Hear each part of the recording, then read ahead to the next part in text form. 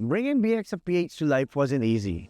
We began with big dreams to redefine loyalty, convenience, and community impact for every Filipino. But turning that vision into reality meant facing challenges bigger than what we expected. From navigating regulations to setting up stores and tech integrations, every step required grit, patience, and relentless attention to detail.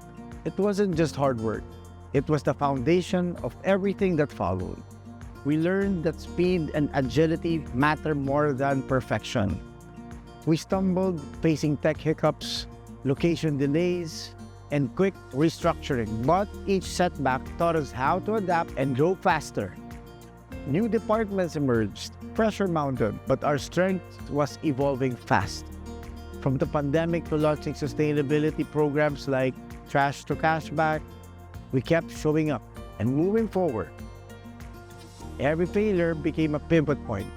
We evolved from simple transaction fees to prepaid models, convenient fees, and pasuyo services, each step making our system stronger and more sustainable. But beyond system and numbers, it was the people who powered bXTRA. Through late nights and long days, we stayed motivated, built trust, and proved we were a team that wouldn't quit.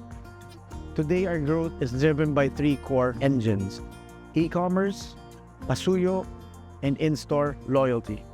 Backed by tech partners and the bold marketing team, we're building a smarter, more recognizable brand.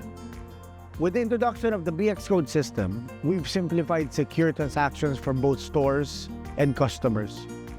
Our sales team now pushes for 160 new stores a month, not just a goal, but a movement. Through automation, strong community presence, and smart scaling, we're built for the long run. Like marathoners, we pace ourselves with purpose, focused on excellence at every turn. We celebrate every win, big or small, and to those who helped us along the way, thank you. Your efforts built the foundation we stand on today. To everyone who believes in the bXTRA, this is your moment. Let's turn every challenge into a chapter worth telling.